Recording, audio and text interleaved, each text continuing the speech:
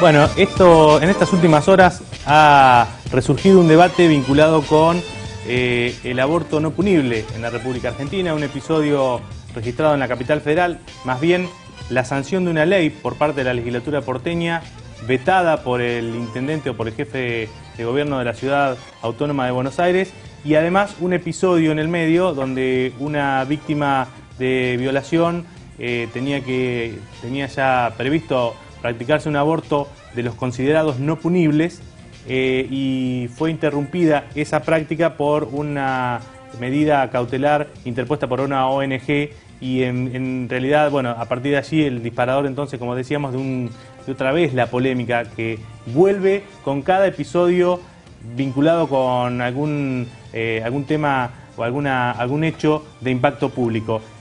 Nosotros queremos profundizar un poquito, hablar sobre cómo está esa cuestión en la provincia de Buenos Aires, con este contexto o con estos elementos para analizar. Hace ya un tiempo la Corte Suprema de Justicia de la Nación estableció un fallo en el cual se fija claramente cuáles son las posibilidades de hacer un aborto no punible, es decir, un aborto que no sea considerado por el Código Penal como un delito. En ese contexto, algunas provincias pusieron en práctica un protocolo de actuación para que los médicos que integran los hospitales públicos y los centros de salud pública actuaran en función de ese protocolo. Nosotros queremos hablar sobre ese tema y para eso hemos invitado a Lida Tundidor, quien está aquí con nosotros, es directora del Programa Provincial de Prevención y Atención de la Violencia Familiar y de Género. Todo eso se encarga aquí la funcionaria que ha venido a charlar con nosotros, y nosotros queríamos preguntar, independientemente de lo que ocurrió en Capital Federal, en la provincia de Buenos Aires, ¿hay un protocolo? ¿Se realizan abortos no punibles de acuerdo con este protocolo y con lo que dijo la Corte, o todavía se está en tránsito hacia? Bueno, en primer lugar, muchísimas gracias por la invitación y la posibilidad de dar a conocer lo que realiza el Ministerio de Salud de la provincia de Buenos Aires, quien ha debido, porque la práctica obviamente es una práctica hospitalaria. Quiero decir que nuestro protocolo es, dado la capacidad de rectoría del Ministerio de Salud, para los ámbitos públicos y privados, para que privado todo también. eso conforma el sector salud, claro. El subsector público y el subsector privado.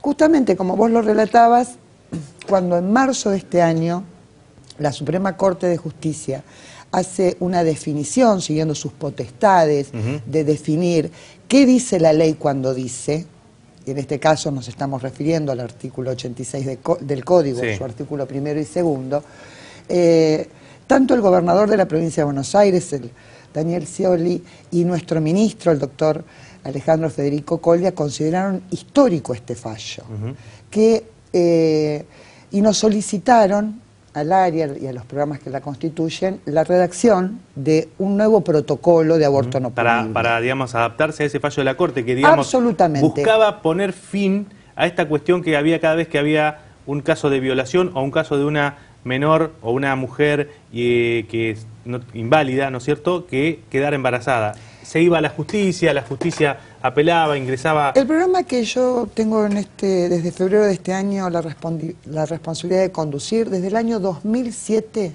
había generado protocolo. El Ministerio de Salud contaba con protocolo de aborto no punible, pero en un marco restrictivo de la lectura del artículo 86. Por eso ¿Y restrictivo, por ejemplo, cuándo no? Porque solamente tomaba las situaciones de violación, en tal como lo dice de manera tan desagradable, pero propio de los años en que fue escrito, en 1926, en el caso de mujer idiota, o de violación de mujer, o atentado al pudor de mujer idiota o demente.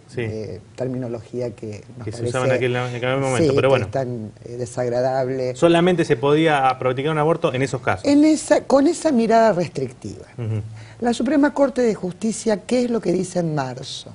Dice, en esto que llamamos en una mirada ampliada, donde hay presente una O, la violación o atentado al pudor, porque hay quienes hablan de una coma, hay presente una O. En la lengua castellana la O tiene una función inclusiva y una función de separación. Hoy, por ejemplo, podemos decir y preguntarnos, ¿hace frío o calor? Sí. O podemos, dado la temperatura del día, decir, ¿hace frío o está fresco? Sí, está bien. En esas, de ahí toma la Suprema Corte de Justicia la lectura esencial del artículo, definiendo que es para todas las situaciones de violación, claro, independientemente claro, de la edad y de la situación mental o intelectual de la mujer víctima. Que, claro, muy bien. Hoy Entonces, en la provincia, en un hospital, ¿qué es lo que se hace con este tipo de casos? ¿Se actúa directamente o se requiere la actuación de un juez? El nuevo protocolo, sí, absolutamente adecuado a lo que la Corte ha definido, que fue firmado por el señor ministro en julio de este año, indica, tal como la Corte lo indica, que no debe judicializarse, está prohibida la judicialización. Y que el médico tenga alguna objeción de conciencia. Bueno, es respetada, es un derecho constitucional. Se corre y entra otro médico. Claro, lo que el sistema debe garantizar es que se arbitren todos los medios. Por eso la responsabilidad en cada institución hospitalaria de la provincia de Buenos Aires cae en la figura de su conducción, que claro, es el director claro, ejecutivo del hospital. Entonces, y establece plazos. Desde el momento en que una mujer se presenta con una solicitud de aborto no punible, que puede firmar ella misma, ¿no es cierto? Es que debe firmar ella misma, no necesita mediante declaración jurada, que ese es el único requisito, además de firmar el consentimiento informado, como en toda práctica de salud. Con ese solo requisito se presenta y es su declaración jurada la que avala la solicitud. Y hay un plazo de 10 días corridos para que la práctica sea realizada. O sea que ni siquiera es necesario la constancia judicial de la denuncia de violación, ni la condena mucho menos. Ni mucho menos. ¿Por qué? Porque la Corte es justamente lo que prohíbe que se realice.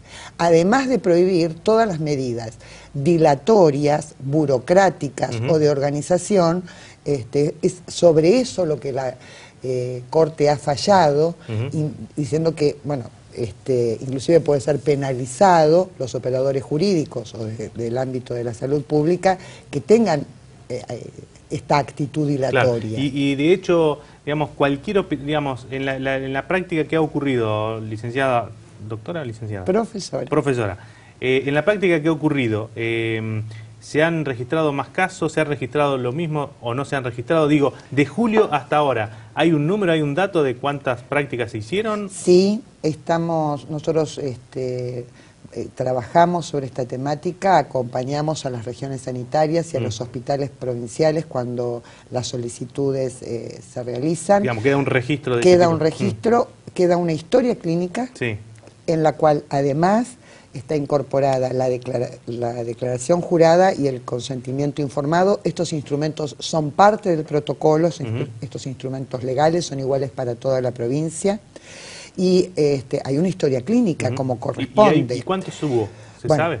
Sí, se sabe. Ha habido muy pocos y ningún incremento. Esta fantasía que suele correr, que lo hemos escuchado de algunos profesionales, sobre todo las ONG que se oponen. O las ONG que las mujeres en masa iban a venir a solicitar mentirosamente, aduciendo violación. No, esto no ha ocurrido, se lo puedo asegurar.